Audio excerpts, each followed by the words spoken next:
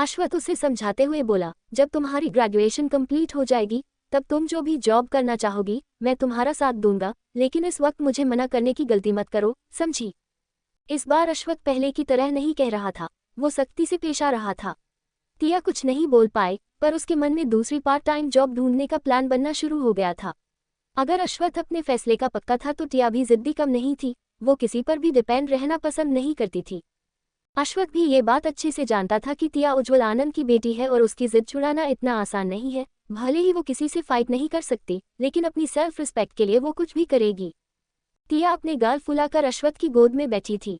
अगर कोई और देखता तो कसम से यही समझता कि वो अश्वथ की बेटी है, पर वो उसका हस्बैंड था। ये बात अलग थी कि अश्वथ 33 साल का था, लेकिन वो सिर्फ 28-29 का ही लगता था। टिया उससे 11 साल छोटी थी, पर उनकी जोड़ी कमाल की थी, डेविल हस्बैंड और cute little innocent wife. Ashwath ने उसका चेहरा अपनी तरफ घुमाया और उसके आंसू पोंछकर बोला, रोना बंद करो, तुम जब रोती हो ना तो मुझे इरिटेशन होती है। क्या तुम्हें नहीं पता मुझे ऐसे लोग बिल्कुल पसंद नहीं। टिया ने जल्दी से हाँ में सिर हिलाया और अपना चेहरा ठीक करने लगी। पर वो अश्वथ से बहुत नाराज थी। वो उसे अच्छे से पीटना चाहती थी, पर वो उसे पीट नहीं सकती थी, इसलिए बस अपने ख्यालों में ही उसे जी भरकर पीट रही थी। अश्वथ की नज़र टिया के गुलाबी होंठों पर गई और वहीं टिक गई। पता नहीं क्यों, पर वो खुद को कंट्रोल नहीं कर पा रहा था। जब से उसने टिया को किस किया था तब से उसका खुद पर कंट्रोल कम होता जा रहा था, और ऐसा सिर्फ टिया के सामने होता था, वरना उसने इतने सालों तक खुद को कंट्रोल करके रखा था और खुद को लड़कियों के चक्कर से भी बचा कर रखा था। वो लड़कियों से दूर रहता था। उसे वो लड़कियां बिल्कुल पसंद नहीं थी जो जानबूझकर उससे चिपकने की कोशिश करती थी। जैसे चारवी सहाय, वो उसे बिल्कुल पसंद नहीं करता था। वो लड़की सही नहीं थी और ना ही उसके इरादे। भले वो एक अमीर फैमिली से थी, पर उसका स्टेटस अश्वथ के सामने कुछ भी नहीं था। चारवी सहाय अपने सामने दूसरों को कुछ नहीं समझती थी। पता नहीं उसने कैसे अश्वथ के दादाजी का दिल जीत लिया था। अश्वथ के दादाजी उसे बहुत अच्छी लड़की समझते थे। उसे आर्यन परिवार में कोई पसंद नहीं करता था सिवाय दादाजी के। वो चाहते थे कि अश्वथ उससे शादी कर ले, पर अश्वथ ने हमेशा उसे इग्नोर किया था। अगर अश्वथ गुस्से में कुछ बोल देता तो वो रोते रोते दादाजी के पास चली जाती और बड़ा चढ़ाकर बताती, जिससे दादाजी अश्वथ को डांटते थे। लेकिन टिया चारवी सहाय से बिल्कुल अलग थी। टिया दूसरी लड़कियों की तरह अपने चेहरे पर मेकअप लगाकर नहीं घूमती थी। चारवी जहाँ एक चालबाज लड़की थी, वही टिया सुलझी हुई लड़की थी। उसे जालसाजी करना नहीं आता था और थोड़ी बेवकूफ़ भी थी। उसे कोई भी बेवकूफ़ बना सकता था, लेकिन अब उसे प्रोटेक्ट करने के लिए उसका हस्बैंड था, जो उन सबको सजा देता जो उसकी लिटिल वाइफ को परेशान करते। टिया अपने ख्यालों में अश्वथ को पीटने में बिजी थी और अश्वथ खुद को कंट्रोल करने में। उसका मन टिया को किस करने का कर रहा था। उसने गाड़ी में भी ये कोशिश की थी, लेकिन उसके क्लाइंट का कॉल आ जाने से ये चांस मिस हो गया था। वो समझ नहीं पा रहा था कि उसके साथ क्या हो रहा है। वो मन में बोला, ऐसा तो मेरे साथ कभी नहीं हुआ। क्या आदित्य सही कह रहा था। और दोबारा टिया के खूबसूरत होठों को देखने लगा। इस बार वो खुद को रोक नहीं पाया और अपने लिप्स टिया के होठों पर रख दिए और उसे किस करने लगा। अश्वथ के ऐसा करने से टिया अचानक से अपने ख्यालों से बाहर आई गई। टिया के पूरे शरीर में एक सिहरन सी दौड़ गई। अश्वथ ने उसे कसकर पकड़ लिया और किस करने लगा। टिया का दिमाग ब्लैंक हो गया था। उसका शरीर बर्फ की तरह जम सा गया था। हमेशा की तरह इस बार भी उन्हें डिस्टर्ब करने के लिए बिना दूर को नॉक किए उसका बेशर्म भाई आदित्य घुस आया और जोर से बोला, भाई आप मेरे लिए क्या गिफ्ट लाए हो। पर जब उसने सामने देखा कि क्या सीन चल रहा है तो उसकी आंखें फटी की फटी रह गई। उसे अपनी आंखों पर यकीन नहीं हो रहा था। वो अपनी आंखें बार बार मलते हुए बोला, क्या सीन है। काश ये सच होता, पर मेरा भाई तो एक नंबर का अनरोमांटिक पर्सन है। कितना अच्छा सपना है। अश्वथ ने भी दरवाज़ा खुलने की आवाज़ सुनी और टिया भी अपनी मदहोशी से बाहर आ गई। अश्वथ का टिया से दूर जाने का बिल्कुल मन नहीं था। अगर आदित्य नहीं आता तो पक्का अश्वथ बहुत आगे बढ़ जाता, पर उसे अच्छे से पता था कि उसका भाई कितना बेशर्म है। वो धीरे से टिया से अलग हुआ। टिया ने आदित्य को देखा, जो बेशर्मों की तरह खड़ा उन्हें घूर रहा था। टिया शर्म के मारे मर जाना चाहती थी। उसने अपनी नजरें और सिर झुका लिए और अश्वथ की गोद से उठकर भागते हुए बाहर निकल गई। अश्वथ ने गुस्से से अपने भाई को देखा और बोला, तुम तो कह रहे थे कि तुम मुझे कभी भी डिस्टर्ब नहीं करोगे जब मैं अपनी छोटी गिलहरी के साथ होऊंगा। तो आदित्य खुशी से हूटिंग करते हुए बोला, इसका मतलब ये सपना नहीं था, ये सच था। आप सच में। वाओ, मैं बेकार में आपको अनरोमांटिक पर्सन समझ रहा था। वो नाचने लग गया। अश्वथ उसे आंखें दिखते हुए बोला, अब जोकर जैसे नाचना बंद करो, मुझे हंसी नहीं आ रही है।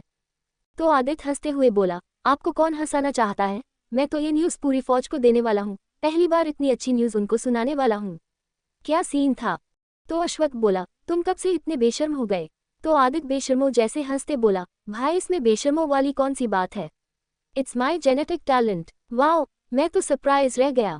चलो मुझे अब कोई गिफ्ट नहीं चाहिए, मैं तो खुश हूँ कि मेरी छोटी सी भाभी आपको रिझाने में कामयाब हो रही है, मतलब गुड न्यूज़ बहुत जल्द। और इमेजिन करने लगा और बोला, भाई अगर बेटी हुई तो वो बिल्कुल भाभी के ऊपर जाएगी और बेटा हुआ तो जाहिर सी बात है आप पर ही जाएगा। ओ माय गॉड, मेरे इतने बड़े बड़े सपने, मैं तो खुद के लिए भी ये सब नहीं देखता, काश ये सच हो जाए। और अपने गालों को अपने दोनों हाथों से ढककर शर्माने लगा। अश्वत्थ ने उसे एक पिलो फेंक कर मारा और बोला, बकवास बंद करो, तुम बहुत आगे निकल रहे हो। आदित्य पिलो को किस करते हुए बोला, ओह भाई ये सब तो आपको सोचना चाहिए, पर कोई बात नहीं, हम सब हैं ना, डोंट वरी। तो अश्वत्थ उसके पास आया और उसके पैर पर जोर से लात मारी और बोला, क्या कहा? आदित्य अपना पैर पकड़कर दर्द से चिल्लाते हुए बोला, आप भाई नहीं कसाए हो, मैं आपकी लाइफ को सेटल करना चाहता हूँ और आप हो कि मुझे किक मार रहे हो। अश्वत्थ बोला, अपना नाटक बंद करो और अगली बार दूर नॉक करके आना। आदित्य अश्वत्थ की बात का मजाक उड़ाते हुए बोला, क्यों अगली बार इससे भी ज्यादा अच्छा सीन देखने को मिल सकता है क्या? अश्वत्थ सोचने लगा, मम्मी ने क्या खाकर इसे पैदा किया है, इतना बेशर्म, ओ गॉड सेव मी, क्या भाई मिला है। आदित्य अपनी तारीफ करते हुए बोला, आई न्यू इट, आप मेरी तारीफ करना चाहते हैं पर नहीं कर रहे हैं क्योंकि इससे आपकी इज्जत कम हो जाएगी। इट्स ओके, आई अंडरस्टैंड, मैं हूँ ही इतना अच्छा कि हर कोई तारीफ करना चाहता है। और स्टाइल से अपने बालों पर हाथ फेरा। अश्वत्थ गुस्से में बोला, मैं ये सोच रहा हूँ कि मम्मी ने तुम्हें क्या खाकर पैदा किया है जो तुम ऐसे हो। तो आदित्य अश्वत्थ को चिढ़ाते हुए बोला, मम्मी ने ऑफकोर्स ढेर सारी स्ट्रॉबेरी खाई होगा, मीठा खाया होगा, तभी तो मैं ऐसा हूँ। अब अश्वत्थ और कंट्रोल नहीं कर सकता था, उसे ऐसा लग रहा था कि अगर वो बात नहीं पलटता है तो उसे इस महान आत्मा की खुद की तारीफ करना सुनना पड़ेगा। वो बोला, ठीक है, तुम किस लिए आए थे? तो आदित्य बोला, गिफ्ट के लिए, मेरा गिफ्ट कहाँ है? ये कह के आदित्य कमरे में अपना गिफ्ट ढूंढने लगा। आदित्य ने पूरा रूम छान डाला और उसे कबर्ड्स में रखे ढेर सारे टेडी बेयर्स भी दिखे। उन्हें देख के वो हंसते हुए बोला, मेरी छोटी सी भाभी पर गुस्सा मत करना भाई, उन्होंने बड़ी रिक्वेस्ट करने के बाद ये भालू लिए हैं। आपको नहीं पता, ये भालू लेने में मुझे कोई इंटरेस्ट नहीं था, मैं तो ये देखकर लगभग खून की उल्टी करने वाला था कि इतने बड़े मॉल में हम सिर्फ ये भालू लेने गए थे। उनको सिर्फ ये भालू लेने थे, उन्होंने और कुछ नहीं लिया, और आते टाइम एक रेस्टोरेंट में बस मोमोज खा कर आए। आपको नहीं पता, उनको मोमोज बहुत पसंद है, पता है 2 प्लेट अकेले खा गई। अश्वत्थ चिढ़ते हुए बोला, तो तुम्हें इससे क्या, वो 2 प्लेट खाए या 4 प्लेट, तुम्हें क्या करना है? तो आदित्य बोला, वो इतनी दुबली पतली है तो मुझे लगा उनका पेट भी छोटा होगा। अश्वत्थ ने उसे घूर कर देखा और बोला, अब बस भी करो। तो आदित्य छत से बोला, बात आपने ही शुरू की है। बीच में ही अश्वत्थ एक और लात मार कर बोला, निकलो यहाँ से, गेट आउट। समझ गया बोलते हुए और अश्वत्थ को छेड़ता हुआ आदित्य अपना पैर पकड़ लंगड़ाते हुए कमरे से बाहर चला गया। अश्वत्थ मन में बोला, समझ गया, ये क्या समझ गया? क्या उसे लगता है उसने मुझे? बेवकूफ आदित्य, अब ये बात ढिंढोरा पीट पीट कर सबको बताएगा, क्या करूं मैं इस लड़के का। और जैसा कि अश्वत्थ ने सोचा था, आदित्य सबको ये बात बता रहा था। विक्टर बोला, मैं नहीं मानता, तुम्हारा भाई एक नंबर का बोरिंग और अनरोमांटिक आदमी है, वो ये सब कर ही नहीं सकता। तो आदित्य बोला, अगर उस टाइम मैंने सबूत के तौर पर फोटो खींच ली होती तो तुम्हें दिखाता, पर पता नहीं मुझे इस बात का ख्याल ही नहीं आया। डोंट वरी, अगली बार प्रूफ दिखाऊंगा। तो मिराज अपना गोल्डन फ्रेम का चश्मा ठीक करते हुए और अपना गला साफ करते हुए बोला, क्या तुम्हें नहीं पता कि किसी के प्राइवेट फोटो क्लिक करना और फिर किसी और को दिखाना गलत बात है, तुम पर केस हो सकता है। आदित्य मिराज की बात सुनकर के बोला, तुम चुप रहो। प्रत्यूष ने बाकी सबको देखा और बोला, उनकी फोटो क्लिक करके सबूत दिखाने की जरूरत नहीं है, पागल तो नहीं हो गए हो, ये तो अच्छी बात है, हम यही तो चाहते हैं कि हमारे बिग बॉस सेट हो जाए, और क्या चाहिए। ओजस आदित्य की तरफ इशारा करते हुए बोला, और अगली बार उनके रूम का दूर नॉक करके जाना। आदित्य सिर खुजलाते हुए बोला, क्यों, पहले तो नहीं जाते थे, अब क्यों जाना पड़ेगा? आदित्य का ये समझदार सवाल सुन के सबने अपना सिर पीट लिया। अहीम बोला, इस लड़के का कुछ नहीं हो सकता, 10 लिटिल ब्रैट, और सिर पीट लिया। आदित्य बोला, तुम मुझे गाली दे रहे हो, सीरियसली? मैं तुम लोगों का सेकंड बॉस हूँ, समझे? मिराज बोला, बॉसगिरी ऑफिस में झाड़ना, ये घर है, यहाँ पर तुम हमसे छोटे हो, समझे? अब चलो डिनर के लिए। आदित्य उन्हें देखता रह गया। वो बोला, ये लोग मुझे हमेशा कम क्यों समझते हैं, मैं छोटा पैकेट बड़ा धमाका हूँ। आदित्य बोलता रहा और सब लोग चले गए। शाम को तिया ने सर्वेंट्स की हेल्प लेकर डिनर रेडी कर लिया था और डाइनिंग टेबल पर लगा भी दिया था। पूरा परिवार शांति से एक साथ डिनर करने लगा। पर आदित्य इतना सन्नाटा देखकर हैरान होते हुए बोला, आज किस बात पर सब चुप है? क्या कोई मर गया है? तो सब उसे अजीब तरह से देखने लगे। रचित आदित्य को घूरते हुए बोला, क्या तुम अपनी काली जबान बंद नहीं रख सकते? तो आदित्य अपनी जीभ निकालकर दिखाते हुए बोला, क्या मेरी ज़बान काली है? भाभी क्या मेरी ज़बान काली है? तो तिया ने ना में सिर हिलाया। तिया को आदित्य बड़ा ही फनी और मस्तमौला इंसान लगता था। आर्यन पैलेस के साथ आर्यन परिवार के दिल में भी जगह बना रही थी तिया, पर क्या ये तूफान से पहले की शांति थी? और अब तक चारवीं सहाय को अश्वत्थ की शादी के बारे में पता नहीं था। जब पता लगेगा तो वो क्या करेगी? क्या अश्वत्थ और तिया का रिश्ता बच पाएगा या बिखर जाएगा? सब जानते थे कि आदित्य और तिया की अच्छी बनती थी। दोनों के दिमाग में उल्टी सीधी बातें चलती रहती थी, और तो और दोनों के दोनों बेवकूफ़ भी उतने ही थे। तिया तो आदित्य की ही साइड थी। अश्वत्थ बोला, सांप के जैसे जीभ निकालना बंद करो वरना तुम्हारी जबान काट दूंगा। ये सुनते ही आदित्य ने जल्दी से अपनी जीभ अंदर कर ली। दादाजी बोले, तुम कब बड़े होगे? बच्चों की तरह हरकतें करते रहते हो। आदित्य बोला, दादाजी एक बार चाचा बन जाऊं, फिर अपने आप बड़ा हो जाऊंगा। ये सुनते ही सब अश्वत्थ और तिया को देखने लगे। तिया मन में सोचने लगी, क्या ये बात हर टाइम बोलनी जरूरी है? उसने सिर नीचे कर रखा था। अश्वत्थ सबको देखकर बोला, क्या तुम लोगों के पास बात करने के लिए कोई दूसरा टॉपिक नहीं है? हमेशा मेरे बच्चों के पीछे क्यों पड़े रहते हो? आ जाएंगे, कोई सामान तो है नहीं जिसे मैं ऑनलाइन ऑर्डर करके मंगा लूं। तो प्रत्युष बोला, अब तुम ऑनलाइन ऑर्डर का लेक्चर क्यों दे रहे हो? हमने थोड़ी ना कहा कि हमें तुम्हारे बच्चे अभी चाहिए, हमें भी पता है।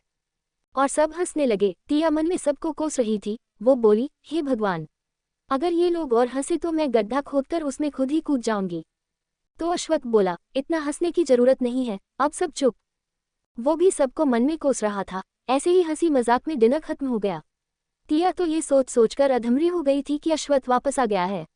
उसकी गैरमौजूदगी में वो कितने आराम और मजे से उसके बड़े से बेड पर अकेले रोल कर करके सोती थी। कभी इधर कभी उधर उल्टा सीधा सोती थी। अब जब वो आ गया है तो उसे बेड के एक साइड पर सिकुड़कर सोना पड़ेगा। ये सोच सोचकर वो लगभग मर ही गई थी। वो डरते डरते रूम में पहुंची। अश्वत्थ अपने स्टडी रूम में काम कर रहा था। वो राहत की सांस लेते हुए बोली, चलो अच्छा है वो काम कर रहे हैं, अब मैं आराम से साइड में सो जाऊंगी। और जल्दी से गई, स्लीपर्स निकाले, बेड के साइड में लेट गई और ब्लैंकेट सिर से पांव तक ओढ़ लिया। उसे नींद नहीं आ रही थी। वो गिफ्ट बॉक्स अब भी बेड के बीच में रखा हुआ था। वो उठी और उस गिफ्ट बॉक्स को घूरने लगी। वो उसे खोलने से डर रही थी। तभी अश्वत्थ भी आ गया और बोला, तुम्हारे लिए ही है, खोलो। तो ये सुनकर तिया बहुत खुश हुई। उसे कभी भी गिफ्ट नहीं मिला था।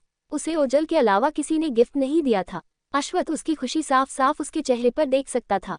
तिया ने जल्दी से वो बॉक्स चीर फाड़ कर खोल डाला। उस बॉक्स में एक डॉल थी। वो उसे देखने लगी। वो सोच रही थी कि अश्वत्थ ने उसे एक डॉल क्यों दी है। अश्वत्थ बोल, मैंने सोचा तुमने इतने सारे खिलौने लिए हैं पर डॉल तो ली ही नहीं, तो मैं ले आया, ये तुम ही तो हो। तिया उसे नाराज होकर देखने लगी। वो मन में बोली, ये मुझे इस डॉल से कैसे कंपेयर कर सकते हैं? मैं कहाँ इस डॉल जैसी दिखती हूँ? और उस डॉल में और खुद में समानताएं ढूंढने लगी पर एक भी नहीं मिली। अश्वत्थ बोला, क्या तुम्हें पसंद नहीं है? तो तिया बोली, ऐसा नहीं है। तो अश्वत्थ बोला, मुझे नहीं पता लड़कियों को क्या पसंद है, मुझे बस ये डॉल पसंद आ गई इसलिए ले आया। ओरियन ने बताया कि तुम्हें खिलौने बहुत पसंद हैं, इसलिए यही उठा लाया। तो तिया मुस्कुराते हुए उस डॉल को देखने लगी। उसे वो डॉल बहुत अच्छी लगी थी। वो धीरे से बोली, थैंक यू सर। तो अश्वत्थ बोला, चलो अब सफाई अभियान में लगो। तो तिया उसे हैरान होकर देखने लगी और मन में बोली, सफाई अभियान? तो अश्वत्थ बोला, ये जो तुमने कचरा किया है ना, उसे साफ करो जल्दी। तब तिया को समझ आया और उसने देखा और जल्दी से सब साफ किया और गिफ्ट रैपर डस्टबिन में डाल कर आई। तब तक अश्वत्थ बेड पर लेट चुका था और ब्लैंकेट ओढ़कर आंखें बंद कर चुका था। तिया दूसरी साइड गई और सो गई। अश्वत्थ को पता नहीं था कि उसके साथ क्या होने वाला है। आधी रात को अश्वत्थ को तिया की आवाज़ सुनाई दी। वैसे भी वो गहरी नींद में नहीं सोता था, इसलिए उसकी आंखें खुल गई। उसने तिया को देखा जो नींद में कुंफू कराटे की प्रैक्टिस कर रही थी और बड़बड़ा रही थी। अश्वत्थ हैरान होकर इस नज़ारे को देख रहा था। उसने अपना फ़ोन निकाला और ये सब रिकॉर्ड करने लगा। वो मन में बोला, चलो सुबह तुम्हें दिखाता हूँ तुम्हारी हरकत। और देखने लगा। तभी उसके पेट पर जोर की किक लगी। वो सीधे बेड से नीचे गिर गया। तिया नींद में ही थी। वो बड़बड़ाते हुए बोली, वो मुझे समझते क्या है? मुझे भी अब कराटे आते हैं। मैं उनका मार मार कर चाइनीज़ कीमा बना दूंगी और वो मुझ पर बहुत हुक्म चलाते हैं। क्या मैं इतनी दुबली पतली हूँ कि मुझे कोई भी एक ही फूंक से उड़ा देगा? ये तो सरासर नाइंसाफ़ी है। मैं उनको छोड़ूंगी नहीं। अश्वत्थ उसकी ये बातें सुनकर बोला, अच्छा तो ये मुझे मारने की सोच रही है? और जोर से बोला, बेवकूफ़ लड़की, क्या तुम्हें नींद में ऐसी हरकतें करने की कोई बीमारी है? उसकी चिल्लाने की आवाज़ सुनकर तिया होश में आई। उसकी नींद खुल गई। उसने खुद को देखा। उसका एक हाथ सुपरमैन की तरह ऊपर था और वो बड़ी ही उटपटांग हालत में थी। वो डर गई और बोली, सर, और उठने के चक्कर में बहुत जोर से फर्श पर गिर पड़ी। धड़ाम और कराहने लगी। अश्वत्थ खड़ा हुआ और बोला, क्या कहा तुमने? मुझे मार मार कर मेरा चाइनीज कीमा बना डालोगी? क्या तुम में इतनी ताकत है? अगर इतनी ताकत है तो चलो मेरे साथ दो दो हाथ कर लो। ये सुनकर तिया फर्श पर ही लेटे लेटे अपना मुंह छिपाकर खुद से ही बात करती हुई बोली, कोका, मैंने ऐसा क्या कर दिया कि सर इतने गुस्से में लग रहे हैं? क्या वो मुझे रूम से बाहर फेंक देंगे? और जल्दी से बोली, नो सर, मैं ऐसा क्यों करूंगी? तो अश्वत्थ बोला, झूठ बोलने की जरूरत नहीं है, मेरे पास सबूत है और मैं तुम्हारी हरकत कल सबको दिखाऊंगा। क्या तुम्हें नींद में ऐसी हरकतें करने की आदत है? क्या ये कोई बीमारी है? तो तिया घबराते हुए बोली, सर प्लीज ऐसा मत कीजिए, आप प्लीज किसी को मत दिखाए, मुझे कोई बीमारी नहीं है। तो अश्वत्थ बोला, तो फिर क्या तुम मुझे परेशान करने के लिए ऐसी हरकतें कर रही थी? तो तिया जल्दी से बोली, नहीं सर वो तो। अश्वत्थ बोला, क्या? तिया बोली, आपकी ट्रेनिंग के चक्कर में मैं, जब आप नहीं थे तो ऐसे ही प्रैक्टिस करती थी, शायद उसी का। अश्वत्थ बोला, बेड पर कौन प्रैक्टिस करता है, तुम? तिया चुप हो गई। अश्वत्थ बोला, तुमने मुझे लात मारी, तुम मुझे मारना चाहती हो? तो ये सुनकर तिया हकलाते हुए बोली, no dot N O. Sir, मैं आपको क्यों मारना चाहूंगी? तो अश्वत्थ बोला, जस्ट शट अप।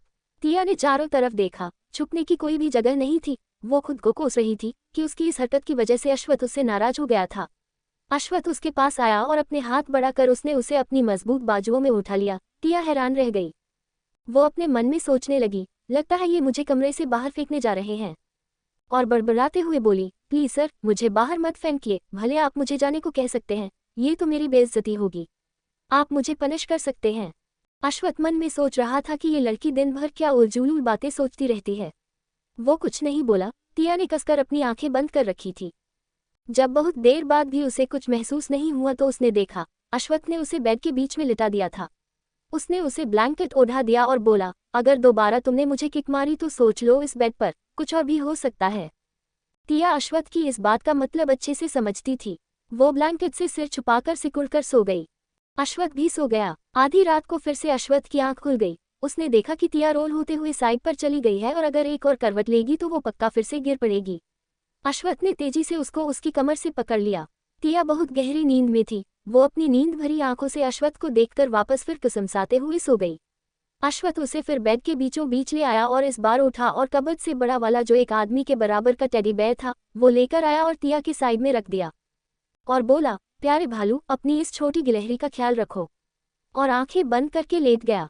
ये नज़ारा देखने के बाद अश्वत्थ को अच्छी नींद आई। वहीं अग्रवाल फैमिली में मिस्टर अग्रवाल वापस घर आ गए थे। ईदिया और लिप्सा डर गई थी कि अगर मिस्टर अग्रवाल ने तिया के बारे में पूछा तो वो क्या कहेंगी।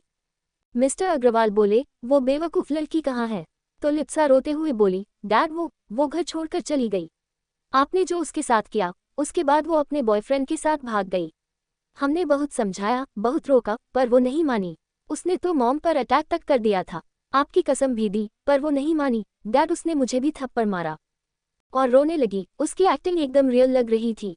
ईदिया भी नाटक करते हुए बोली, बेटा मैंने मना किया था ना, फिर क्यों बता रही हो? आखिर वो तुम्हारी छोटी बहन है। भले वो हमें पसंद नहीं करती पर मैं उसे अपनी बेटी मानती हूँ। वो अभी नाराज है, नादान है। हमेशा की तरह मिस्टर अग्रवाल ने अपनी बेटी और बीवी की बातों पर अंधा विश्वास कर लिया।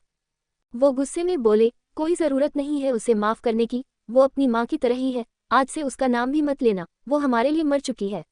यहाँ ऐशो आराम की जिंदगी जी रही थी, कुछ काम नहीं करती थी। जब दर दर की ठोकरें खाएगी तब पता चलेगा। मुझे उसे किसी ऑर्फनेज होम में छोड़ देना चाहिए था। मुझे क्या पता था कि वो बड़ी होकर मेरा नाम खराब करेगी और तिया को बुरा भला कहने लगे। दोनों माँ बेटी अंदर ही अंदर खुश हो रही थी कि फाइनली तिया उनकी लाइफ से हमेशा के लिए चली गई थी। आर्यन पैलेस में अश्वत्थ की फिर से नींद खुली और उसने अपने सीने पर देखा। वो बोला, ये लड़की, ओ माय गॉड, छोटी गिलहरी। तिया अश्वत्थ के सीने पर सिर रखकर उससे लिपटकर सो रही थी। अश्वत्थ ने उसके सिर पर हाथ रखा ही था कि तिया ने तुरंत अपनी पोजीशन चेंज कर ली और अश्वत्थ के सीने पर हाथ मारा। अश्वत्थ ने घूरकर सोती हुई तिया को देखा और मन में बोला, तुम्हें कल बताता हूँ। और तिया को ठीक से लिटाया, पर तिया ने फिर से पोजीशन चेंज करी। अश्वत्थ बोला, बेवकूफ़ लड़की, और सो गया। 3 बजे डिजिटल वॉच का अलार्म बजने लगा और उसकी आवाज़ सुनकर खुद तो तिया हड़बड़ाकर उठी ही और उसने अश्वत्थ को भी हड़बड़ी में बिस्तर से गिरा दिया। तिया की वजह से एकदम किनारे पर सोया अश्वत्थ गिरने के बाद झल्लाते हुए बोला, छोटी गिलहरी।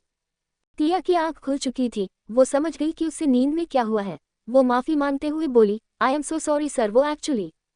तो अश्वत्थ उठते हुए बोला, जाओ एक्सरसाइज करने। तो तिया भागकर चली गई। वो जल्दी से बाथरूम में गई और नहा धोकर अपने कपड़े पहने और शूज के लेसेस बांधते हुए बाहर आई। अश्वथ फाइनली चैन की नींद सो रहा था, क्योंकि रात भर टिया ने अपनी हरकतों से उसे सोने नहीं दिया था। टिया जल्दी से बाहर निकल गई और ग्राउंड में पहुंची, जहां ओरियन और आदित्य दोनों थे। आदित्य उबासियां ले रहा था। वो बोला, अगर खाने का सवाल नहीं होता मैं कभी एक्सरसाइज नहीं करता। तुम लोगों की वजह से मेरा 4 किलो कम हो गया। कितनी मेहनत से मैंने वेट गेन किया था और तुम लोगों ने मेरा वेट लॉस करा दिया। मैं बहुत नाराज हूँ। और भाभी का तो वजन बढ़ाना है, तो उन्हें एक्सरसाइज क्यों करवा रहे हो? उन्हें तो ढेर सारा खाना खिलाना चाहिए, ऊपर से उनको इतना हेल्दी खाना खिलाते हो। स्पाइसी फूड खाने की तो उन्हें परमिशन ही नहीं है। ओरियन बोला, एक्सरसाइज करने से वो और पतली नहीं होंगी, उनके मसल स्ट्रांग होंगे और अगर उन्हें कोई परेशान करता है तो वो उन्हें कम से कम पीट तो सकती है। तो आदित्य बोला, अच्छा इसलिए उन्हें कराटे सिखा रहे थे, वाह क्या बात है। टिया की जिंदगी में क्या खुशियों का मौसम ऐसे ही बना रहेगा या फिर कोई और मुश्किल उसके जीवन में आ खड़ी होगी? क्या करेंगे मिस्टर अग्रवाल अपनी बेटी को ढूंढने के लिए? और क्या होगा जब वो टिया को ढूंढ लेंगे? टिया हौंफते हुए बोली, गुड मॉर्निंग। ओरियन अपनी स्मार्ट वॉच देखकर बोला, यंग मैडम आप पूरे आधे घंटे लेट है, इसलिए आज आप ग्राउंड के 10 राउंड लगाएंगी। ये सुनकर आदित्य और टिया दोनों के होश उड़ गए। आदित्य बोला, इसका मतलब मुझे भी लगाने पड़ेंगे, मैं भी तो 15 मिनट लेट था।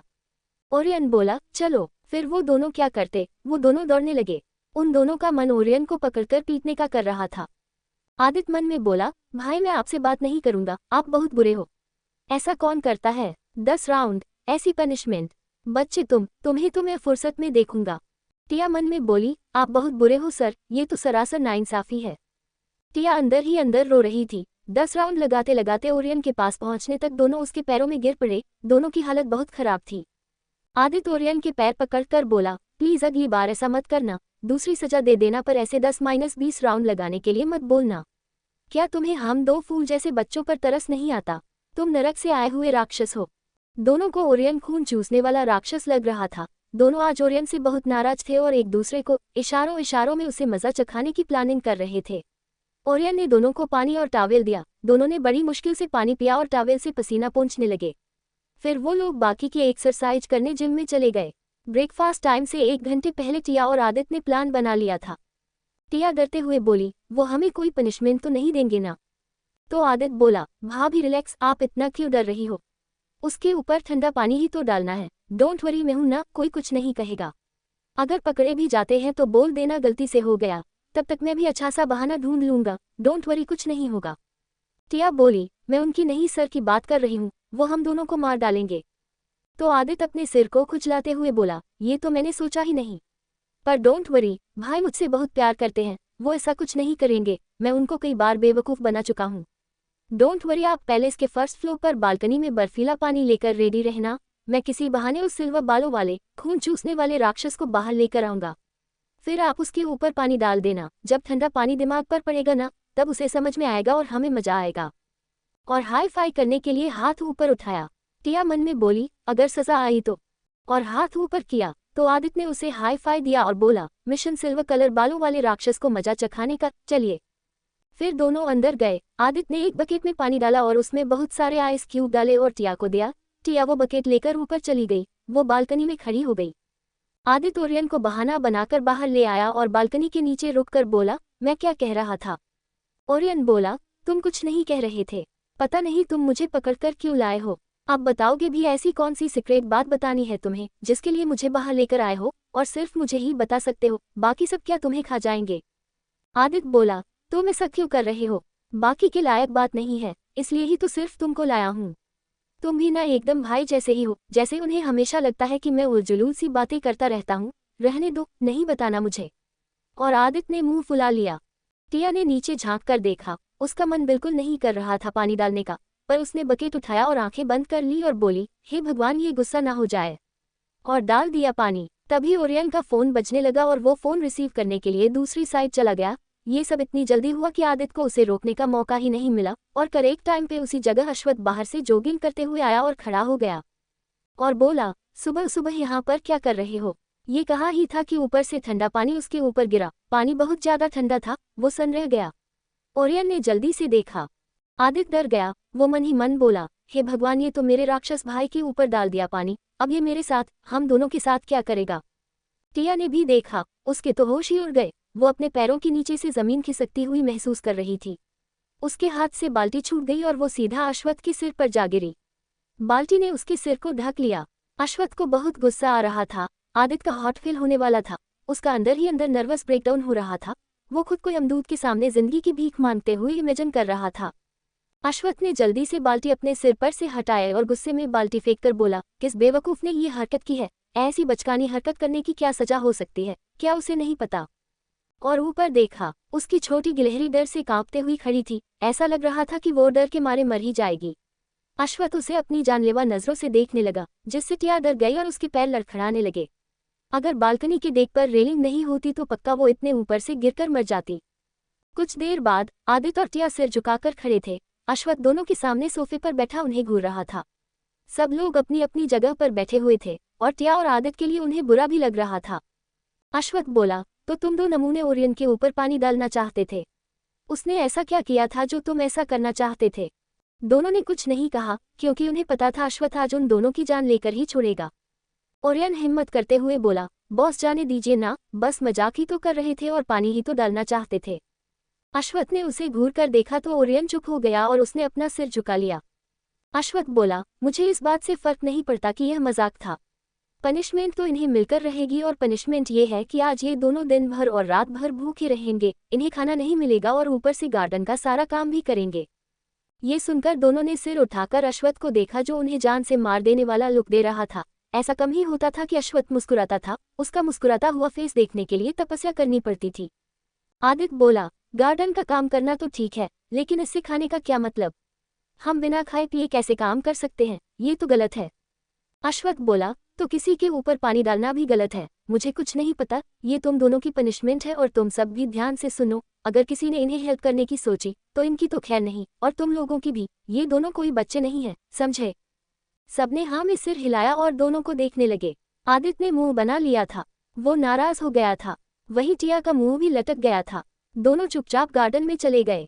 गार्डन का सारा काम उन्हें करना था। बहुत सारे नए पौधे लाए गए थे, उन्हें लगाना था, फिर घास भी काटनी थी और पौधों को पानी भी देना था, और तो और पौधों की छंटाई भी करनी थी। दोनों एक दूसरे को निराशा से देखने लगे।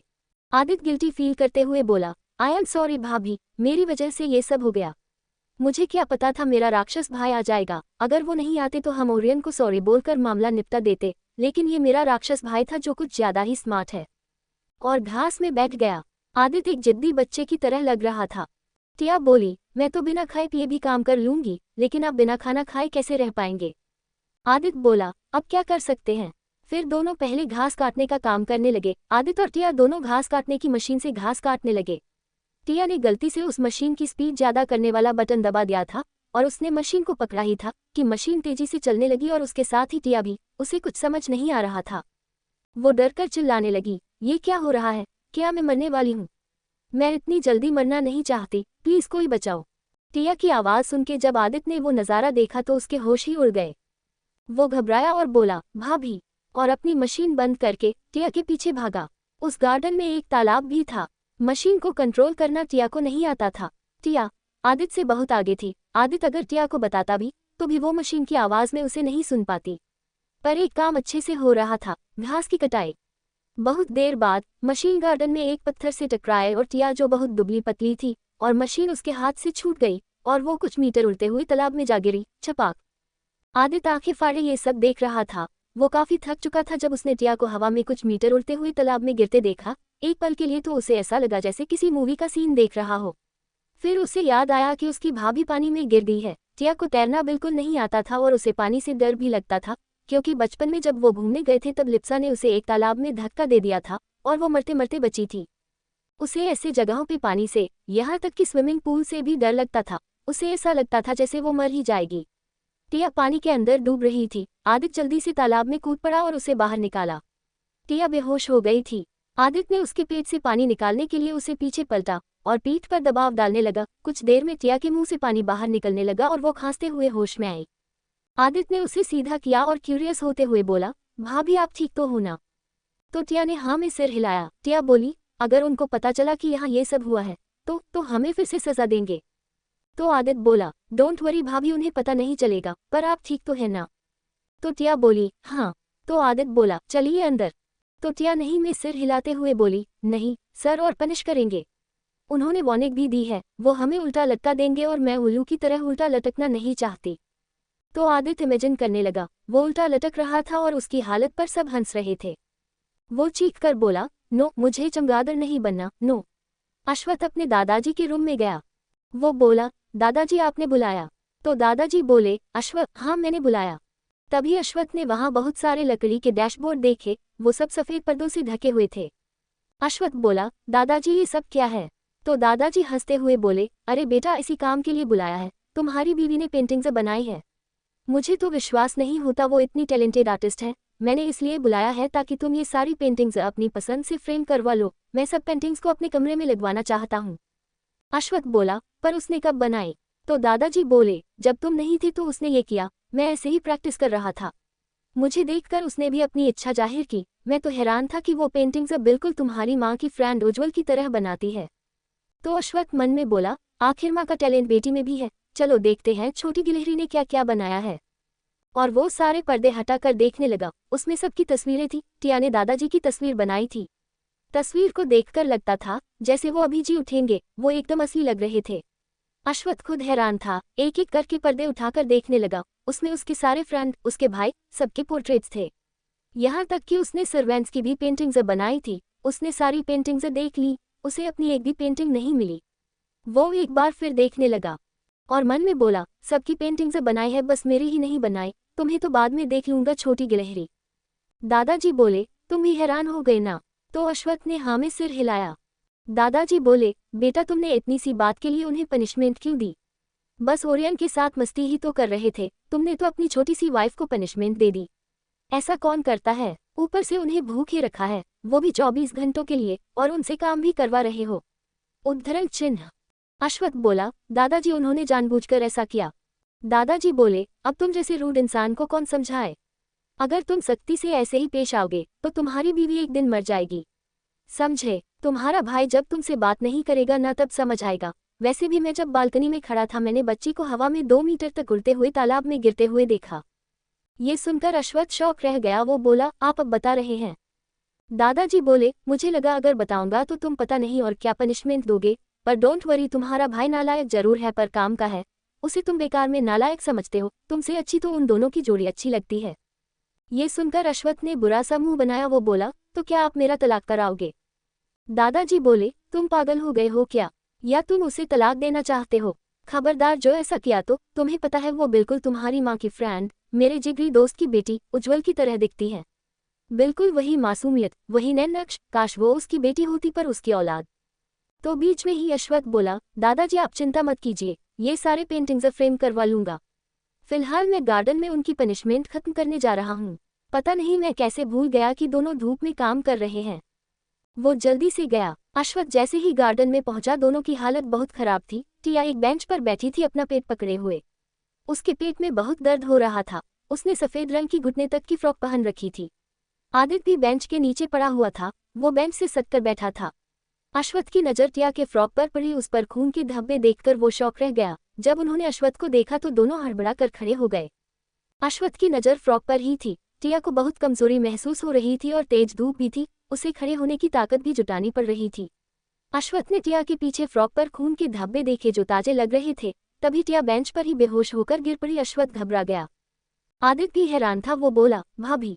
अश्वत्थ जल्दी से आया। उसने बिना देर किए कि ही टिया को अपने बाहों में उठा लिया और बोला, मैं हॉस्पिटल ले जा रहा हूँ, मेरे पहुंचने तक वहाँ इमरजेंसी रूम तैयार रहे और डॉक्टर भी। तो आदित्य बोला, हाँ। अश्वत्थ जल्दी से टिया को लेकर गया और सेल्वन ने उनके गाड़ी में बैठते ही गाड़ी हॉस्पिटल की ओर दौड़ा दी। वो लोग बहुत ही कम टाइम में हॉस्पिटल पहुंच गए। हॉस्पिटल में पहले से ही एक लेडी डॉक्टर मिसेज वर्मा और कुछ नर्स रेडी थी। टिया को जल्दी से स्ट्रेचर में लिटाया और तुरंत इमरजेंसी रूम में ले गए। अश्वत्थ बहुत परेशान था। तब तक प्रत्युष, ओजस और आदित्य भी आ गए। आदित्य जल्दी से नहाकर आया था, अभी भी उसके बालों से पानी टपक रहा था। वो बोला, भाई भाभी को क्या हुआ है? आपको हमें ऐसी सजा नहीं देनी चाहिए थी। तो अश्वत्थ ने उसे देखा। आदित्य ने अपने भाई को पहली बार इतना परेशान देखा था और किसी औरत की इतनी परवाह करते भी। कुछ देर बाद डॉक्टर वर्मा बाहर आए और उनके पीछे पीछे टिया भी सिर झुकाए बाहर आई। अश्वत्थ परेशान होकर बोला, डॉक्टर मेरी वाइफ ठीक तो है ना? उसे कोई प्रॉब्लम तो नहीं है ना? उसे क्या हुआ है और इतनी जल्दी बाहर कैसे आ गए आप लोग? डॉक्टर वर्मा उसके इतने सारे सवाल सुनकर बोली, मिस्टर आर्यन रिलैक्स, उन्हें कुछ नहीं हुआ है। ये तो लेडीज के लिए नेचुरल है, ये सभी लेडीज के साथ होता है। तो अश्वथ उसे हैरान होकर देखने लगा और बोला, नेचुरल है? डॉक्टर, उसे ब्लीडिंग हो रही थी, उसे चोट लगी होगी, आप बोल रही हैं नेचुरल है? तो डॉक्टर वर्मा बोली, मिस्टर आर्यन। अश्वथ बोला, कहीं ये प्रेगनेंसी तो नहीं? ये सुनकर सब उसे घूर कर देखने लगे। डॉक्टर वर्मा बोली, मिस्टर आर्यन आप कुछ ज्यादा ही सोच रहे हैं, ये प्रेगनेंसी नहीं है। उद्धरण चिन्ह। अश्वथ बोला, फिर ब्लीडिंग? तो डॉक्टर वर्मा बोली, डोंट वरी, वो हम लेडीज के लिए नेचुरल है। आपकी वाइफ का मेंस्ट्रुअल टाइम सडनली आ गया है, शायद इसलिए आप उन्हें सीधे हॉस्पिटल ले आए। ये सुनकर आदित्य, प्रत्यूष, ओजस और सेल्वन को तो समझ आ गया, लेकिन अश्वथ के दिमाग से सब ऊपर उल्टा हुआ चला गया। डॉक्टर वर्मा बोली, don't worry, it's not a disease, आप अपनी वाइफ का अच्छे से ध्यान रखें। और चली गई तो अश्वथ टिया के पास गया जो सिर झुकाकर खड़ी थी। वो उसके दोनों कंधों को पकड़कर बोला, डॉक्टर अभी क्या बोलकर गई, मेंस्ट्रुअल साइकिल ये क्या होता है? टिया को बहुत शर्म आ रही थी, उसे समझ नहीं आ रहा था कि वो अश्वथ को कैसे बताए।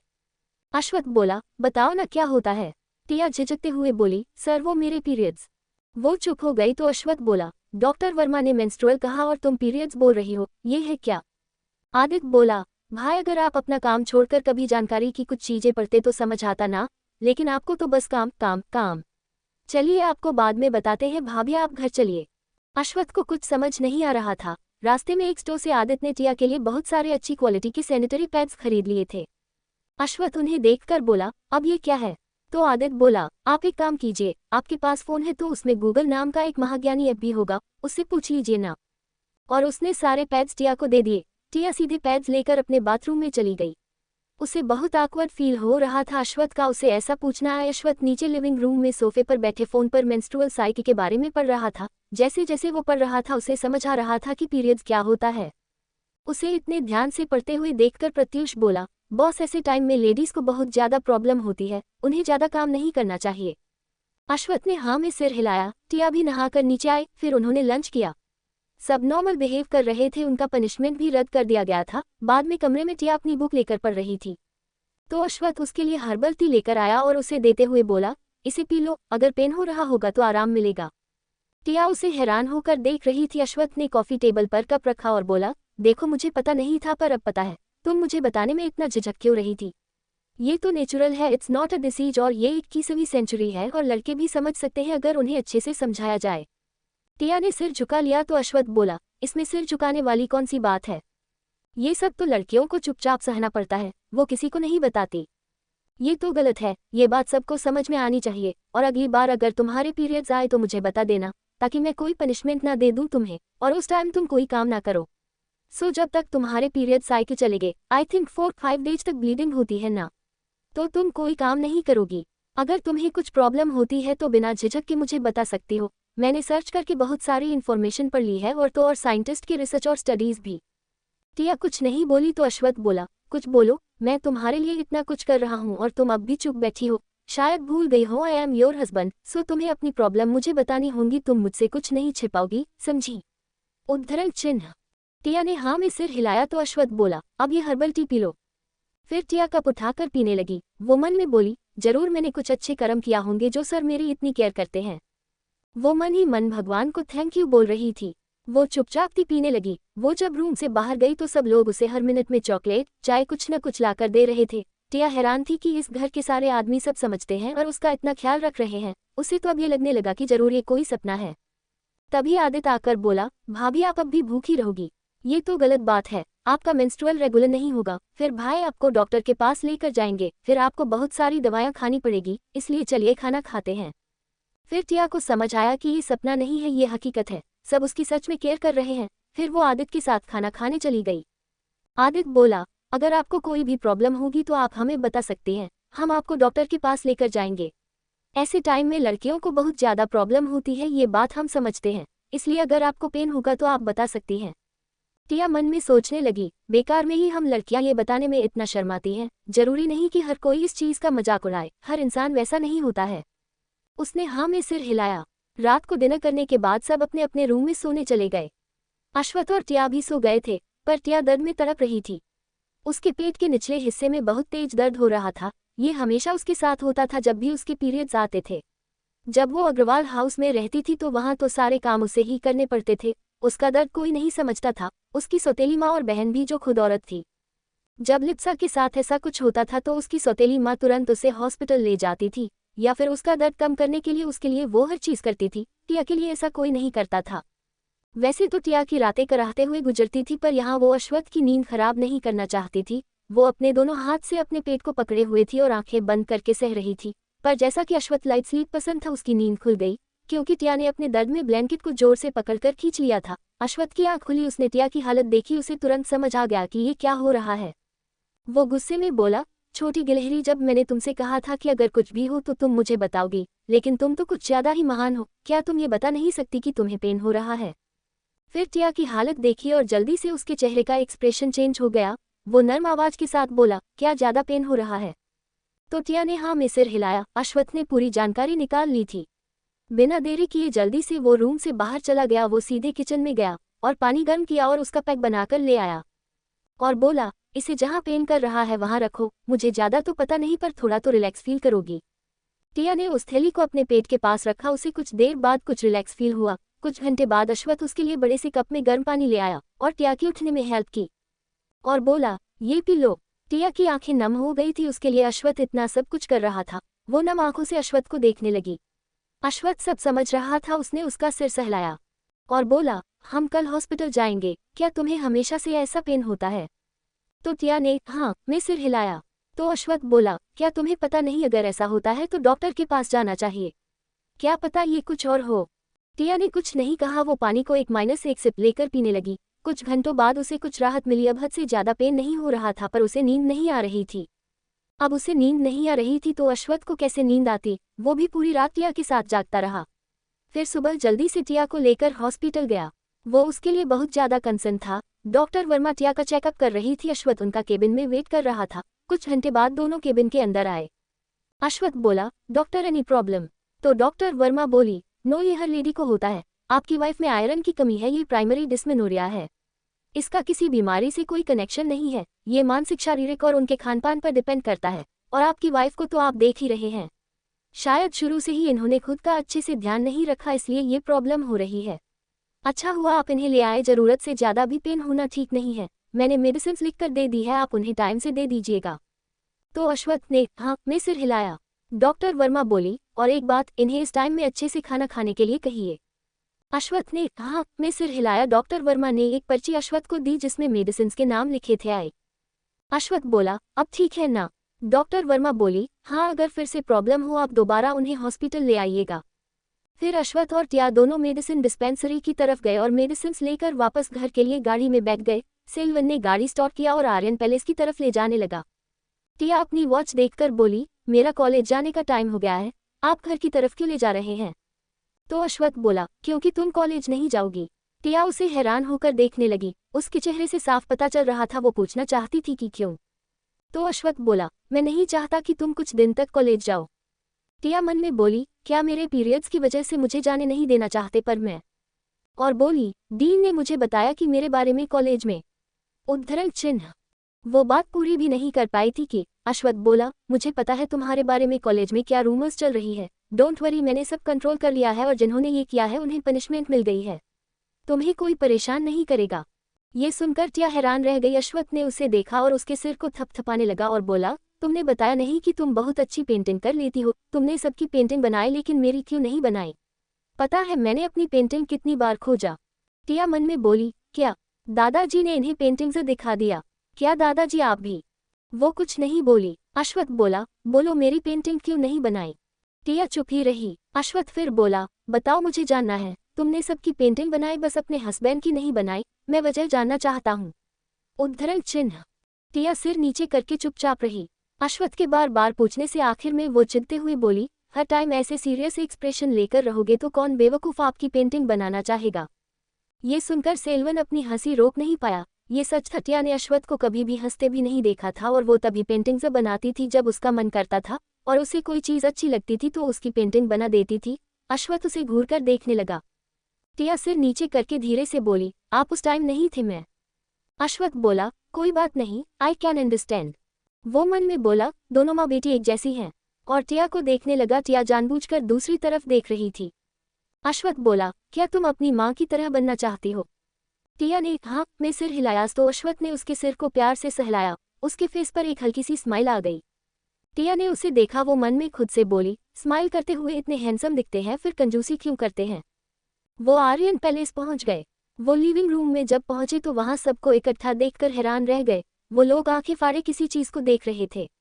अश्वत्थ बोला, क्या ऐसे आंखें फाड़कर देख रहे हो, कोई काम नहीं है क्या? तो आदित्य बोला, मुझे तो पता ही नहीं था कि मैं इतना क्यूट भी हूँ। अपनी पेंटिंग दिखाए और जाकर टिया के पैरों के पास बैठकर उसके पैरों से लिटिल पप्पी की तरह लिपट कर बोला, भाभी आप बहुत अच्छी हो। अश्वत्थ ने पेंटिंग को देखा। टिया ने सच में उसका क्यूट पेंटिंग बनाया था। ये देखकर अश्वत्थ को अपने ही भाई से जलन होने लगी। इनफैक्ट सबसे हो रही थी। सबने टिया को घेर रखा था और उसकी तारीफ कर रहे थे। वो सब अपनी अपनी पेंटिंग रखना चाहते थे। वो दादाजी से भी बोल चुके थे पर दादाजी साफ साफ मना कर रहे थे। आदित्य बोला, भाभी देखो ना, दादाजी हमें अपनी तस्वीरें रखने नहीं दे रहे हैं। वो कह रहे हैं कि वो हम सब की तस्वीरें अपने कमरे में लगवाना चाहते हैं। ये क्या बात हुई? टिया ने दादाजी को देखा और मुस्कुराए और बोली, मैंने उनके लिए ही पेंटिंग्स बनाई थी। ये सुनकर सब उसे ऐसे देखने लगे जैसे उन्हें बिच्छू ने डंक मार दिया हो। और इधर अश्वत्थ को सब इग्नोर कर रहे थे, जिसकी वजह से वो बहुत गुस्सा हो गया था और सबको घूर घूर कर देख रहा था। और अपनी लिटिल वाइफ को ऐसे इतने सारे आदमियों से घिरा देखकर और अपने सगे भाई को उसके पैरों से लिपटे देखकर वो अंदर ही अंदर जल भुनकर कोयला हो गया था। वो मन में बोला, मेरी बीवी को इस तरह से घेरने का क्या मतलब है? वो मेरी बीवी है, लेकिन उसने मेरी ही तस्वीर नहीं बनाई। क्या मेरी शक्ल इतनी खराब है? पेंटिंग बनवाने के लिए क्या हंसना जरूरी है? पर सब तो कहते हैं कि मैं बहुत हैंडसम हूँ, तो इसमें 4 चांद लगाने के लिए क्या मुझे हंसना भी पड़ेगा? ओह नो नो, ये क्या बला है? वो भीड़ को हटाते हुए गया और आदित्य को घूर कर देखा। फिर अपनी लिटिल वाइफ का आर्म पकड़कर उसे अपनी बाहों में खींच लिया। सब लोग उसे हैरान होकर देखने लगे। प्रत्युष बोला, हमें पता है तुम्हें जलन हो रही है, हमसे भी क्या जलना, हम यंग मैडम को खा नहीं जाते। तो अश्वत्थ उसे अपनी आईब्रो चढ़ाकर देखते हुए बोला, वो पेंटिंग्स दादाजी अपने कमरे में लगवाना चाहते हैं, वो उनकी विश है। तुम लोगों को तो खुश होना चाहिए। तुम लोगों की इतनी अच्छी पेंटिंग मेरी बीवी ने बनाई है और मेरी ही पेंटिंग नहीं बनाई। ये लास्ट वर्ड उसने एक एक शब्द चबा चबा कर कहा था। सबने नोटिस किया। उन्होंने भी नोटिस किया कि उन सबकी तस्वीरें थी, लेकिन अश्वत्थ की तो थी ही नहीं। सबने टिया को ऐसे देखा जैसे टिया ने किसी का खून कर दिया हो। वो अपने बचाव में बोली, मैं सिर्फ, और चुप हो गई। आदित्य अपनी प्यारी भाभी का बचाव करते हुए बोला, आई थिंक भाई क्यूट नहीं है ना, इसलिए भाभी ने उनकी पेंटिंग्स नहीं बनाई। और तो और हमेशा सीरियस एक्सप्रेशन लेकर घूमते रहते हैं। भाई कभी हंस भी लिया करो यार। जरूर इसीलिए भाभी ने आपकी पेंटिंग्स नहीं बनाई होगी। देखिए सारी पेंटिंग्स को, इन सब में हम खुश हैं, देखो देखो। अश्वत्थ ने आदित्य को देखा। उसे ऐसा लगा जैसे उसका भाई उसका मजाक उड़ा रहा हो कि अगर हमेशा ऐसे सीरियस रहोगे तो ऐसा ही होगा। अब आपकी शादी हो गई है भाई, भाभी के साथ ऐसे एक खड़ूस टीचर की तरह तो मत रहा करो। सब उसे देखकर मुस्कुराने लगे। टिया बोली, मैं फ्रेश होने जा रही हूँ, और वहां से निकलकर सीधे स्टेयर्स चढ़ते हुए रूम की तरफ चली गई। तभी आदित्य बोला, भाई प्लीज दादाजी को मनाओ ना कि वो भले इन लोगों को उनकी पेंटिंग्स रखने ना दे, लेकिन मेरी पेंटिंग मुझे रखने दे। मुझे मेरी पेंटिंग और मेरी शक्ल बहुत प्यारी है। मैं इसमें कितना क्यूट लग रहा हूँ, मुझे मेरी पेंटिंग चाहिए। और अपने घुटनों के बल चलते हुए अश्वत्थ के पास आया और उसके पैरों से लिपट गया। और अपने मोटे मोटे आंसू बहाते हुए बोला, मैं तो आपका प्यारा भाई हूं ना, आप इतना भी नहीं कर सकते? आपके पास तो भाभी है, वो आपकी पेंटिंग बना ही देगी, पर मैं रोज रोज तो क्यूट नहीं दिखता ना। वो मेरी इतनी क्यूट पेंटिंग दोबारा थोड़ी ना बनाएंगी। और तो और कल से मुझे ऑफिस भी जाना है। इस बच्चे के साथ तो जुल्म ही जुल्म हो रहा है। आप मुझ पर ऐसा जुल्म नहीं कर सकते प्लीज भाई। और दहाड़ मार कर रोने लगा और उसके पैरों को छोड़कर फर्श पर लेट गया। वो हाथ पैर मारते हुए रोने लगा। सब लोग उसे ऐसा करते देखकर एक पल के लिए तो डर ही गए। ये अश्वत्थ को मनाने की निंजा टेक्निक थी। वो ऐसा करके अश्वत्थ को मना कर ही रहता था। अश्वत्थ बोला, तुम इसलिए रो रहे हो क्योंकि दादाजी तुम्हें पेंटिंग रखने नहीं दे रहे हैं। तुम क्या जानो, मेरी बीवी ने मेरी ही पेंटिंग नहीं बनाई। इस बात का मुझे कितना दुख हो रहा है, तुम क्या समझोगे? तो ये सुनकर सब हंसने लगे। ओरियन बोला, बिग बॉस अगर आप ऐसे सारे एक्सप्रेशन फेस पर लेकर नहीं घूमेंगे तो शायद यंग मैडम आपकी पेंटिंग बना दे। आप कभी हंसते भी तो नहीं है, आप हंसते हुए कम ही दिखते हैं। आपको पता है आप हंसते हुए बहुत हैंडसम लगते हैं। अश्वत्थ बोला, तो क्या मैं अभी बहुत बुरा नजर आ रहा हूँ? आदित्य बोला, आप बात पलट रहे हो भाई, आपको आपकी खूबसूरती की पड़ी है। आपके पास इतनी खूबसूरत टैलेंटेड वाइफ है और आप हैंडसम हो। मैं ये बात स्टैम्प पेपर पर लिख कर देने को तैयार हूँ। आप बस दादाजी से पेंटिंग से दिलवा दो। दादाजी बीच में बोले, तुम्हें क्या लगता है ऐसा करके तुम अपने भाई को मना सकते हो? मैं किसी को भी पेंटिंग्स नहीं देने वाला, चाहे जो करना है कर लो। रचित बोला, क्या दादाजी आप भी बच्चों की तरह जिद कर रहे हो अपने बच्चों से? ये तो गलत बात है। ये सुनकर दादाजी ने सबको घूर कर देखा, जैसे सबको अपनी छड़ी से मार मार कर अधमरा कर देंगे। सबको उनका इंटेंशन समझ आ गया, कोई उनसे मार नहीं खाना चाहता था। सब चुप हो गए। आदित्य भी उछलकर खड़ा हो गया और अश्वत्थ के पीछे जाकर छिप गया। दादाजी बोले, चुप रहो समझे, मेरी पोता बहू तुम लोगों की दूसरी पेंटिंग्स बना देगी। और चले गए। इधर यूनिवर्सिटी में हर कोई शौक था कि टिया के बारे में जो अफवाह कॉलेज में फैलाई गई थी वो इतनी जल्दी कंट्रोल कैसे हो गई। और तो और जिसने ये न्यूज़ फैलाई थी उसे प्रिंसिपल ने उसके पेरेंट्स को बुलाकर वार्निंग दी थी। सहाना ने अपनी एक फ्रेंड से ये काम करवाया था। सबसे ज्यादा तो सहाना शॉक थी कि टिया को क्लीन चिट मिल गई था। और तो और उसे अव्यांश को खोने का डर भी लग रहा था, क्योंकि उसने टिया को देखा तो नहीं था, लेकिन उसे पता चला था कि टिया अपना मेकओवर करके वापस आई है। वो अब पहले जैसे नहीं रही, अब वो ज्यादा अट्रैक्टिव और चार्मिंग हो गई है, और अब तो वो लोगों को जवाब देना भी जानती है। वो अव्यांश से बोली, बेबी क्या तुम अब फिर से अपनी एक्स गर्लफ्रेंड के पास चले जाओगे? मैंने उससे देखा तो नहीं, पर सब लोग उसी की बात कर रहे हैं कि वो पहले से ज्यादा इंप्रेसिव हो गई है। सब लड़के अब उसे इंप्रेस करने की सोच रहे हैं। अव्यांश बोला, मैं क्यों उसके पास जाऊंगा? उस 2 कौड़ी की लड़की की इतनी हिम्मत कि उसने मुझे किक मारी। उसे तो मैं कहीं का नहीं छोड़ूंगा। वो अपने आप को समझती क्या है? इतनी हिम्मत उसमें आई कहाँ से? पहले तो हर बात चुपचाप मान लेती थी, जबान तक खोलने की हिम्मत नहीं थी, लेकिन अब उसने मुझे लात मारा। डोंट वरी बेबी, मैं उसके पास नहीं जाऊंगा। तुम उससे ज्यादा ब्यूटीफुल हो, वो तुम्हारे सामने कुछ भी नहीं है। तो ये सुनकर सहाना को तसल्ली हुई। वो बोली, ओह baby you love me so much, और उससे लिप्ट गई। सहाना और अव्यांश को रिलेशनशिप में आए हुए ज्यादा दिन नहीं हुए थे। दोनों अमीर फैमिली से थे। अव्यांश और सहाना दोनों की जिंदगी में कई सारी लड़कियां और लड़के रह चुके थे। सहाना को अपनी अमीरी और खूबसूरती पर बहुत घमंड था और अव्यांश को भी। दोनों एक दूसरे के लिए परफेक्ट थे। तभी सहाना की बेस्ट फ्रेंड सोही भागते हुए आई और बोली, हे बेबी तुम्हें पता है आज हमारी यूनिवर्सिटी में एक ट्रांसफर स्टूडेंट आया है। सहाना बोली, मैं क्या करूं? सोही बोली, baby he is so handsome. तुम्हें पता है वो कौन है? अव्यांश बोला, मुझसे ज्यादा हैंडसम कौन हो सकता है? क्या तुम्हारी आंखें खराब है? सोही बोली, सॉरी बट वो सच में बहुत handsome, charming, cool, elegant and classy है। यार वो हमारे यूनिवर्सिटी के ओनर मिस्टर अश्वत्थ आर्यन की बहन का बेटा है, अयंश शाह। सहाना और अव्यांश दोनों शॉक रह गए। अव्यांश बोला, अयंश शाह अचानक से हमारी यूनिवर्सिटी में क्यों आया है? सोही बोली, पढ़ने आया है और क्या करने आएगा? अव्यांश बोला, लेकिन वो उत्तराखंड में स्टडी कर रहा था, अचानक से यहाँ। सहाना बोली, क्या तुम उसे जानते हो? अव्यांश बोला, हाँ डैड ने बताया था कि अयंश शाह उत्तराखंड यूनिवर्सिटी का टॉपर है। यही नहीं, उसके पापा उदय शाह उत्तराखंड के बहुत बड़े बिजनेसमैन हैं। इनफैक्ट ये कहना गलत नहीं होगा कि उत्तराखंड में उनका ही सिक्का चलता है। और अयंश शाह उत्तराखंड का राजकुमार है और उसकी मॉम पहले से ही आर्यन फैमिली की राजकुमारी है। हम सबको पता ही है आर्यन फैमिली कितनी पावरफुल है, उनका रुतबा कितना ऊंचा है, वो लोग कितने अमीर हैं। और मेरे डैड का बिजनेस और सहाना के डैड का बिजनेस भी आर्यन कॉर्पोरेशन के अंडर है। सहाना बोली, आर्यन कॉर्पोरेशन का बिजनेस फॉरेन कंट्रीज में भी फैला हुआ है। मैंने सुना है आर्यन पैलेस एक लग्जरी विला है, जहाँ की हर चीज क्रिस्टल से सजाई गई है। वहाँ की हर चीज कस्टम मेड है और अश्वत्थ आर्यन एम्पायर का किंग है। मेरे डैड चाहते हैं कि मेरी शादी किसी भी तरह से अश्वत्थ आर्यन से हो जाए या फिर उसके छोटे भाई से। उद्धरण चिन्ह। अव्यांश उसे घूर कर देखने लगा। सोही बोली, हाँ अश्वत्थ आर्यन अभी भी सिंगल है। लोगों का ये भी कहना है कि वो गे हैं, पर मुझे नहीं लगता इतना हैंडसम इंसान गे हो सकता है। मैंने मैगजीन के कवर पेज पर उनकी फोटो देखी है, वो कितने हैंडसम है। अव्यांश बोला, he is the most dangerous person. उन्हें वो लोग बिल्कुल पसंद नहीं जो उनसे झूठ बोलते हैं या दिखावा करते हैं या फिर उन्हें धोखा देते हैं। क्या तुम्हें नहीं पता, उनका नाम इज्जत से लो। वो इतने अमीर हैं कि उनके लिए कोई भी चीज़ खरीदना इम्पॉसिबल नहीं है। वो बहुत खतरनाक है। उन्होंने अपने दम पर इतना बड़ा एम्पायर खड़ा किया है, ऐसे ही किसी से भी शादी नहीं करेंगे। सहाना बोली, क्या उनकी जिंदगी में कोई लड़की नहीं है? क्या किसी खूबसूरत लड़की को देखकर वो उसके जाल में नहीं फंस सकते? अव्यांश बोला, बड़े बड़े अमीर खानदान की लड़कियां उससे शादी करना चाहती हैं। कईयों ने उन्हें सेड्यूस करने की भी कोशिश की थी। उनकी जो हालत हुई थी वो देखकर तुम बेहोश हो जाती। उन्हें कोई भी लड़की फंसा नहीं सकती। वो अपने मर्जी के मालिक है। He is the weapon king. समझ गई? सहाना मन में बोली, आर्यन फैमिली, इस फैमिली में अगर मेरी शादी हो गई तो मैं पूरी जिंदगी ऐश करूंगी। और वो सोचने लगी, क्यों ना अयंश शाह को फंसाया जाए। उसने अव्यांश को देखा और मन में बोली, क्या फर्क पड़ता है कि मैं अव्यांश के साथ रिलेशन में हूँ?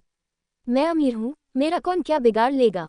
और अव्यांश भी मेरे साथ इसीलिए रिलेशन में है क्योंकि उस बहन जी ने उसे आज तक बेबी किस तक नहीं दिया, खुद को छूने तक नहीं दिया। अव्यांश को डंप करना मेरे लिए कोई बड़ी बात नहीं है। और आयंश को फंसाने की प्लानिंग करने लगी। टिया घर में आराम कर कर के थक गई थी। वो अश्वथ के स्टडी रूम में गई। अश्वथ अपने काम में बहुत बिजी था, पर टिया के फुटस्टेप्स की आवाज़ सुनते ही जान गया। अश्वथ बोला, क्या हुआ, कोई परेशानी? टिया बोली, सर मैं। उद्धरण चिन्ह। अश्वथ बोला, क्या हुआ? और अपना गोल्डन फ्रेम का चश्मा उतारा और हाथ में पकड़े डॉक्यूमेंट को टेबल पर रखा और टिया को देखा। टिया बहुत नाराज लग रही थी और इस हालत में वो बहुत क्यूट लग रही थी।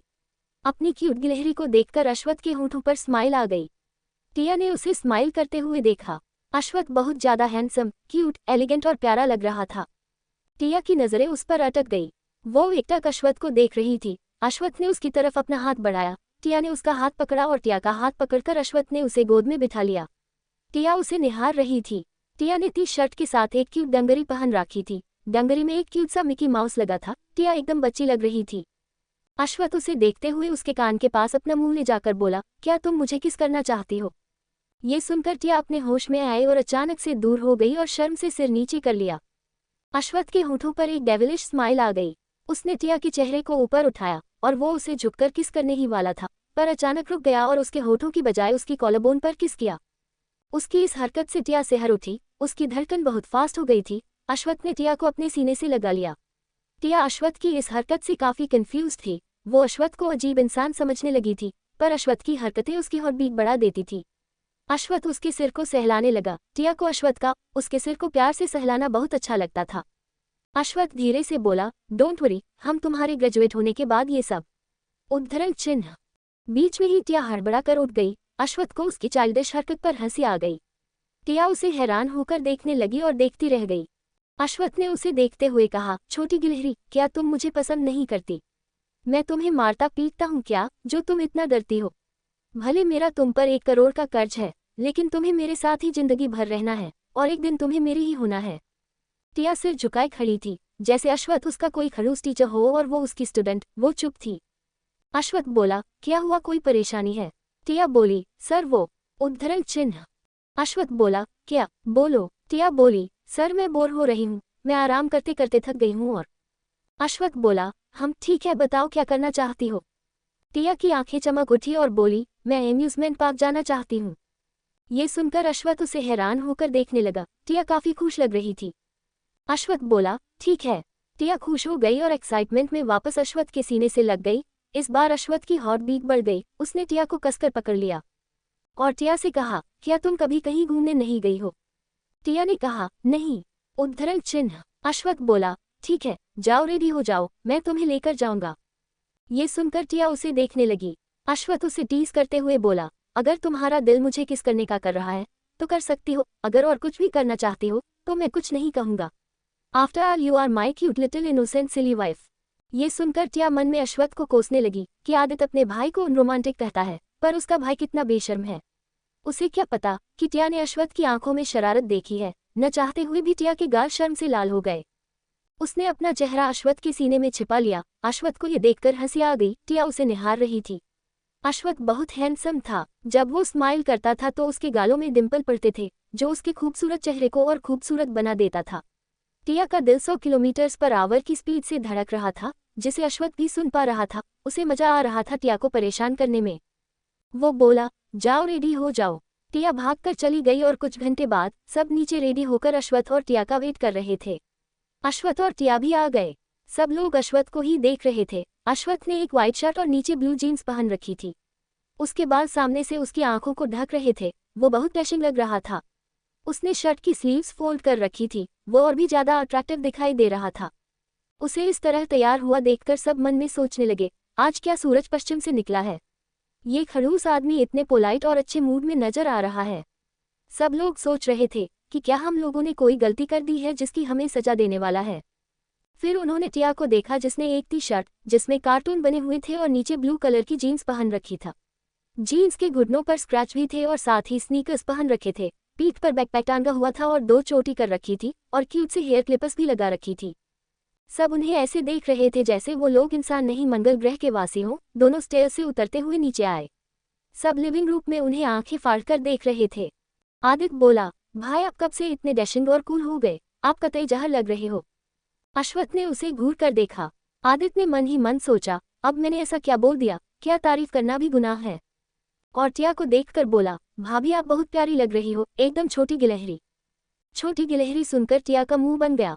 वो अपने दोनों चोटियों को पकड़कर खड़ी थी और सबको देख रही थी। अश्वत्थ ने उसके बालों की 2 चोटियां कर दी थी। टिया सोच रही थी, क्या मुझे बच्ची बनाना जरूरी था? और अश्वत्थ को नाराजगी भरी आंखों से देखने लगी। ओरियन बोला, बिग बॉस आपने अचानक हम सबको रेडी होकर लिविंग रूम में क्यों बुलाया? अब्रम बोला, हाँ और मुझे भी घर से बुला लिया। रात को मीटिंग से मैं वैसे ही लेट आया था और गहरी नींद सो रहा था। दूसरों की खुशियां तुम्हें बर्दाश्त नहीं होती क्या? मुझे तुरंत बुला लिया, हद है। नहीं आता तो क्या मुझे घर से उठा लेते? अश्वत्थ बोला, तुम्हें क्या लगता है मैं ऐसा नहीं कर सकता? ये सुनकर अब्रम चुप हो गया क्योंकि वो अच्छे से जानता था अगर वो नहीं आता तो वो जिस हालत में सोया हुआ था उसी हालत में अश्वत्थ उसे घर से उठाकर ले आता। आदित्य बोला, वो सब छोड़ो, ये बताओ हमें अचानक बुलाया क्यों? अश्वत्थ बोला, हम सब अम्यूजमेंट पार्क जा रहे हैं। ये सुनकर सब अश्वत्थ को हैरान होकर देखने लगे। उन्हें लग रहा था कि अभी जो उन्होंने सुना शायद वो उनकी इमेजिनेशन थी। प्रत्युष बोला, आप मजाक कर रहे हैं ना? अश्वत्थ बोला, बिल्कुल नहीं, हम सच में अम्यूजमेंट पार्क जा रहे हैं। ये सुनकर सब और हैरान रह गए। रचित बोला, पर क्यों? आदित्य और बाकी सब रचित को घूर कर देखने लगे। रचित को एहसास हुआ उसने अभी क्या कह दिया। वो जल्दी से बोला, मेरा मतलब ये था अचानक क्यों? आप? बीच में ही टिया उछलते हुए बोली, मुझे जाना है, मुझे जाना है, मैं घर में बोर हो रही हूँ। मैं अम्यूजमेंट पार्क कभी नहीं गई, क्या आप सब लोग नहीं चलना चाहते? सब टिया को ऐसे देखने लगे जैसे उसने उन पर कोई बहुत बड़ा एहसान कर दिया हो। आदित्य इमोशनल होते हुए बोला, भाभी आप हम सब की कितनी परवाह करती हैं, और एक मेरा भाई है। आपको पता है हम लोग पिछले साल से जिद कर रहे हैं कि कहीं घूमने चलते हैं, कहीं घूमने चलते हैं, लेकिन इस आदमी को सिर्फ काम से मतलब है। वही उसकी जिंदगी है। आप हमारी जिंदगी में एक आशा की किरण बनकर आए हैं, वरना ये आदमी खुद तो जिंदगी को एंजॉय नहीं करता और दूसरों को भी नहीं करने देता। अश्वत्थ उसे घूरकर देखने लगा। टिया ये सुनकर हैरान होकर अश्वत्थ को देखने लगी। अश्वत्थ बोला, अगर नहीं आना है तो बता दो। सब लोग एक साथ बोले, हमें आना है, हमें आना है।